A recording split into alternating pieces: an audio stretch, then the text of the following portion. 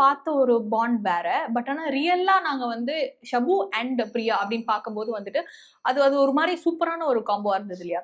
From serial to real எப்படி இருந்தது? எனக்கு அந்த ப்ராஜெக்ட் அப்போ நாங்க ரொம்ப க்ளோஸ் ஆயிட்டோம். எப்படி க்ளோஸ் ஆயிட்டோம்னா, எனக்கு அவங்கள ரொம்ப பிடிக்கும். ரொம்பனா எக்ஸ்ட்ரீம் எனக்கு அவங்கள பிடிக்கும். நான் வந்து அவங்கள டெய்லி தொல்லை பண்ணி எல்லாம் பேச மாட்டேன்.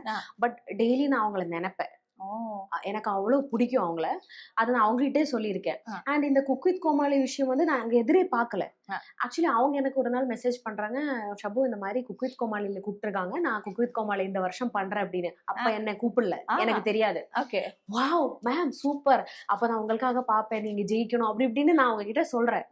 அதுக்கப்புறம் ஒரு 2 டேஸ்க்கு அப்புறம் எனக்கு வருது, நான் சொல்றேன் மேம் நானும் தான் வர்றேன் அப்படின்னு சொல்லிட்டு. அதுவே எங்களுக்கு ஒரு பெரிய ஷாக்கிங், பெரிய ஒரு சர்ப்ரைஸா இருந்தது.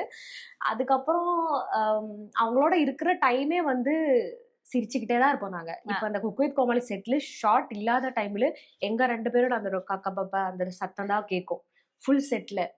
அவ்வளவு சிரிப்போம். அதான் அந்த பாண்ட் சொல்ல முடியாது. ஒரு மாதிரி அந்த அவங்க என்ன சொல்லுவாங்கன்னா, என்ன சிஸ்டர் ஃப்ரம் அனதர் மதர் அப்படின்னு சொல்லுவாங்க. அந்த அளவுக்கு ஒரு பாண்ட் இருக்கு.